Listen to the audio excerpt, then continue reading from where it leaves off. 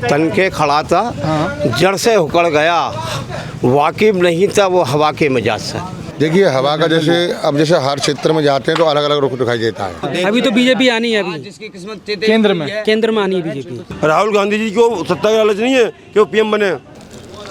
आप फतेहपुर सीकरी कहिए या बुलंद दरवाज़ा, यहाँ पर चुनावी माहौल के अंदर एक त्रिकोणीय प्रतियोगिता हो रही है, जिसके अंदर कांग्रेस, बीजेपी और एक निर्दलीय प्रत्याशी जो हैं लड़ रहे हैं।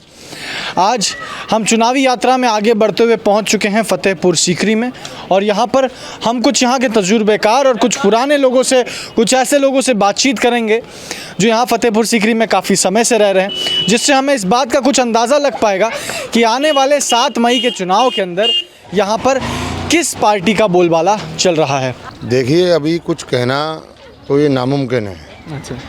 पर लेकिन जिस प्रकार से हम लोग चुनावी क्षेत्र में अपना दौरा कर रहे हैं उस हिसाब से राजकुमार चार जो बीजेपी से हैं और रामनाथ चक्रवार जी, उनके बीच में हमें घमासान लग रहा है इस समय। अच्छा। देखिए हवा का जैसे अब जैसे हर क्षेत्र में जाते हैं तो अलग अलग रुख दिखाई देता है। जब फतेहाबाद में रैली थी प्रियंका गांधी की तो वहाँ काफ़ी जनसैलाब था लोगों का।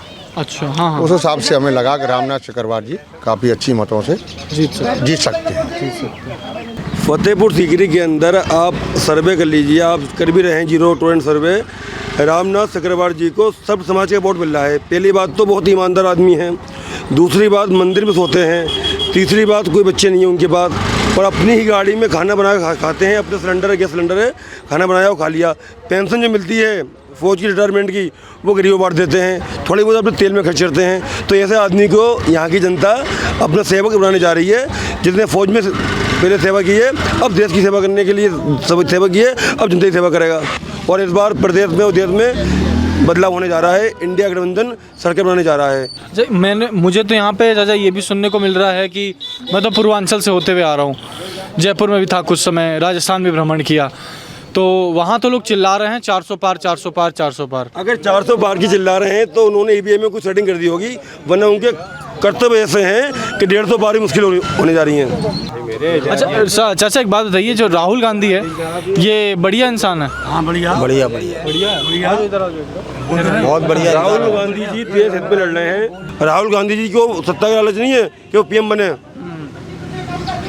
ये राहुल गांधी जी का एक जो पर्चा यहाँ पर कांग्रेस गारंटी कार्ड चल रहा है, जिस प्रकार से मोदी गारंटी के पोस्टर्स लगे हुए हैं, तो ये सारे लोग जो यहाँ पे मौजूद हैं वो इन्हीं जो राहुल गांधी के मुद्दे हैं, जो राहुल गांधी के वादे हैं, उसको लेकर राहुल गांधी को बेहद पसंद कर रहे हैं, और बीजेपी को कहीं ना कहीं अगर अंग्रेजी में कहा जाए तो क्रिटिसाइज भी कर रहे हैं। भैया आप यहाँ फतेहपुर सीकरी से ही हैं? जी जी फतेहपुर सीकरी से। तो यहाँ के क्या ऐसे मेन मुद्दे हैं जो बीजेपी सरकार ने पूरे नहीं किया? आज से 5 साल तो बीजेपी सरकार थी यहाँ पे। जी 10 साल से है। अच्छा। और यहाँ बहुत सारे मुद्दे हैं जो आज तक जो है कोई पूरा ना कर सका, लेकिन अब यह है, एक शेर सुन लीजिए पहले। अच्छा बिल्कुल बिल्कुल। तन के खड़ा था, जड़ से उखड़ गया, तन के खड़ा था, जड़ से उखड़ गया, वाकिफ नहीं था वो हवा के मिजाज से। मोदी जी कहते हैं कि लहर, मोदी लहर, मोदी लहर, 10 साल मोदी लहर खूब चली और लोगों ने देख भी लिया कि इसमें हमें क्या मिला। लेकिन इस वक्त जो है राहुल हवा चल रही है, राहुल टू हवा, यानी कि हवा लहरों का आप रुख जो है दूसरी जानिब मोड़ सकते हैं, लेकिन हवा का रुख कोई नहीं मोड़ सकता। इस वक्त जो है राहुल की हवा चल रही है और आने वाले दौर में प्रधानमंत्री राहुल गांधी होगा। और खलक की आवाज़ नकार खुदा होती है कि जब खल की आवाज़ निकलती है तो खुदा उसकी भी सुनता। तो इस बार आप देख लेना कांग्रेस की सरकार बनने जा रही है, बाकी किस्मत है क्या होता है। राहुल गांधी पीएम कैसा लगेगा? बेहतर लगेगा। बेहतर लगेगा जी। और खड़गे जी हाँ सीनियर नेता अध्यक्ष हैं कांग्रेस पार्टी के, वो भी अच्छे ही है, बहुत अच्छे, लेकिन राहुल गांधी बने तो बेहतर है। क्यों राहुल गांधी अच्छा काम करेंगे? क्या 1-2 अच्छे काम बताइए जो देश के लिए उन्नति के लिए अगर कर पाए राहुल गांधी? राहुल गांधी अच्छे हैं, काम अच्छा करेंगे। उनके बाप दादा करते हुए आए। हाँ भैया, उनके बाप दादा, उनकी दादी जी अच्छे काम करे उन्होंने, कोई मतलब महंगाई नहीं करी उन्होंने, नो अच्छे हैं वो। साहब कह रहे हैं कि जो भाजपा की सरकार है उसने लोगों को जो वादा किया वो पूरा नहीं कर पाई है, और तथ्य जो आप बताए हैं उसके तरह से लगता भी है कि कुछ वादे जो हैं वो पूरे सही में नहीं हो पाए। इसीलिए अब आने वाली सरकार के अंदर, आने वाले चुनाव में लोग चाह रहे हैं कि पलटे एक बार सरकार, एक बार बदलाव हो, एक बार राहुल गांधी आए या इंडी गठबंधन आए तो जाके चीज़ें अच्छी हो। परंतु अगर दूसरी तरफ उत्तर प्रदेश का नाम अगर हम लोग सुरक्षा के मामले में देखते हैं तो बहुत कहीं नीचे स्तर पर लगता था, और बीजेपी के आने के बाद वो स्तर धीरे धीरे ऊपर होने लगा है। तो क्या अभी भी चाहेंगे कि जो स्तर ऊपर हुआ है वो अचानक से फिर नीचे हो जाए कांग्रेस सरकार आने के बाद या किसी और की सरकार आने के बाद? नहीं, बीजेपी ने काम तो किए हैं ना। इससे पहले 5 लाख का इलाज था उत्तर प्रदेश में कांग्रेस सरकार में, बताइए। बीजेपी ने आयुष्मान कार्ड बनाया, आवास योजना दी बीजेपी ने। बीजेपी काम सही कर रही है, बढ़िया। सही। यहाँ का जो प्रत्याशी है वो गलत है।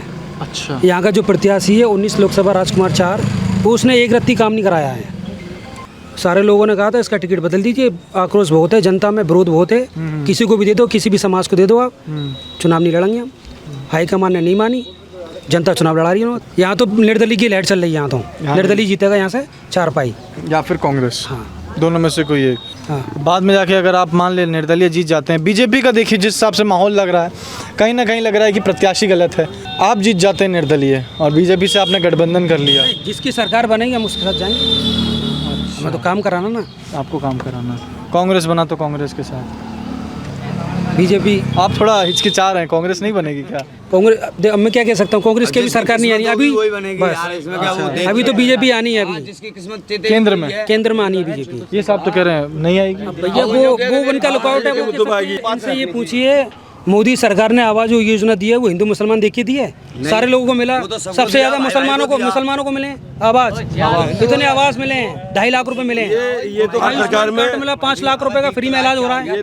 बताइए, ये तो हर सरकार में किसने इससे पहले था? इनके मुख्यमंत्री ने विधानसभा में मुद्दा उठाया था, अखिलेश जी ने, आपकी सरकार में माफिया डोल रहे हैं, वो डोल रहे हैं, तो माफिया मिट्टी में मिला रहे हैं ना। मिल रहे माफिया, कुलदीप सेंगर जी, राजा भैया जी, भूषण जी, क्या मिला दिया? जो भाजपा में आ जाएगा वो साफ हो जाएगा धुल के।